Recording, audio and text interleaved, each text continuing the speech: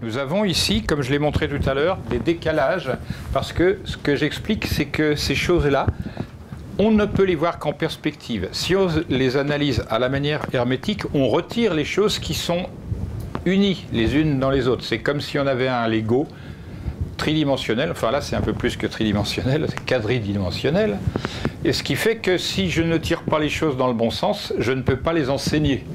On ne va plus retrouver l'ordre. Maintenant, la chose qui est bien à faire à la maison, c'est remettre tout dans l'ordre correct et s'apercevoir que dans la perspective, je fais un carré complet.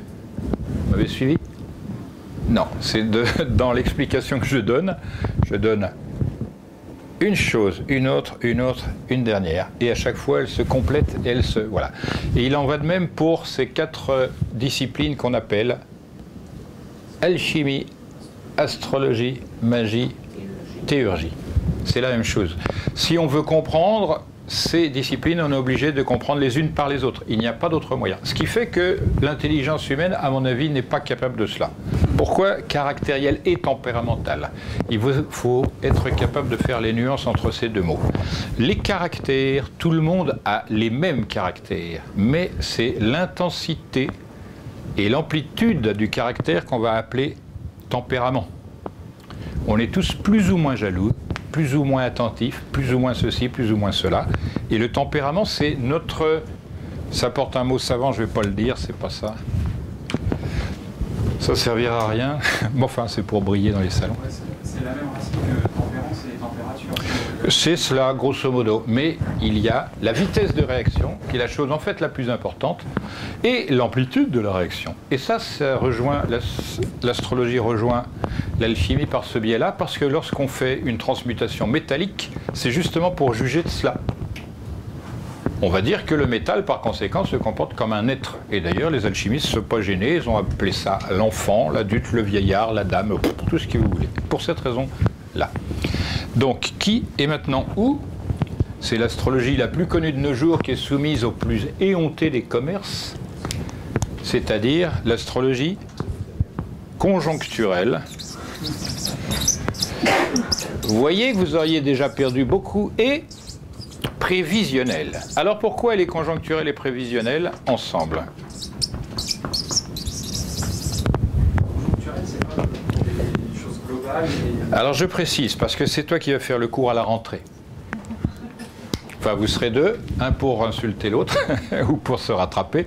C'est normal, vous jouerez les Hermès à deux. Une conjoncture, c'est une supposition, d'après des éléments qui peuvent donner... Et si vous n'écoutez pas, je ne vais pas recommencer là-bas. Donc une conjoncture, c'est une proposition. Une prévision, c'est autre chose. C'est une qualification dans le temps. En plus de la qualification dans le temps, il faut la qualification de l'événement. Ça, c'est la chose la plus délicate, la plus difficile. C'est comme ne pas s'endormir en cours après une journée de boulot, ou sans manger et sans boire.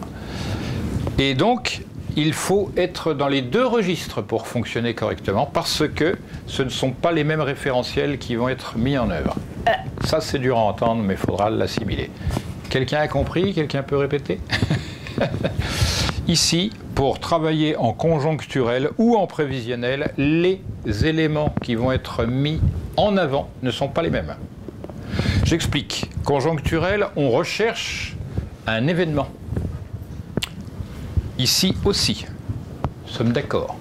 Le problème qu'il va falloir déterrer d'abord de la pratique, c'est qui réagit.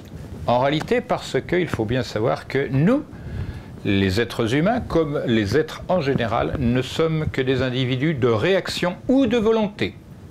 Paf, on remet le pied dans la ligne philosophie. Le désir ou la volonté. Donc, on ne pourra valablement conjoncturer ou faire des prévisions que si on sait ça. Or, conjoncturel, ça fait référence à ça, alors que prévisionnel, non. Je recommence. Prévisionnel, c'est n'importe quoi qui peut arriver. Ça concerne l'individu dans la manière dont il réagit. Dans telle conjoncture, machin ne va absolument pas bouger, alors que l'autre va exploser. C'est cela qu'il faut comprendre. Là, donc ça considère plutôt les êtres, et là plutôt les choses. Ça marche. Vous voyez que c'est quand même du précis. C'est pas n'importe quoi donné comme ça. C'est good. Qu'est-ce qui veut reprendre ce cours en entier? J'efface tout. De la même manière, entre le caractère et le tempérament, il y a une toute petite nuance, mais il faut la connaître.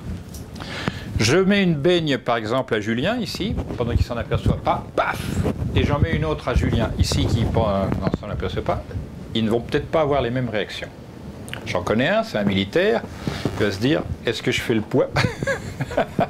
Est-ce que je ne veux pas m'en attirer une autre? Et voilà, c'est ça la différence. C'est le même événement qui va être, mais il y en a un qui va prendre en considération les réactions et l'autre non. Alors, on va y aller doucement parce que tu viens de loin, profite. En fait, c'est un petit aparté. Pourquoi tu as dit que c'était dangereux la magie tout à l'heure? Parce que c'est essentiellement des applications qui mettent en œuvre un individu qui est différent du voisin. Or, les livres de magie, ils te donnent un truc en une phrase qui est censé correspondre à tout le monde. Si tu n'as pas quelqu'un qui sait comment tu es fait, comment tu réagis, etc., tu risques de te flamber.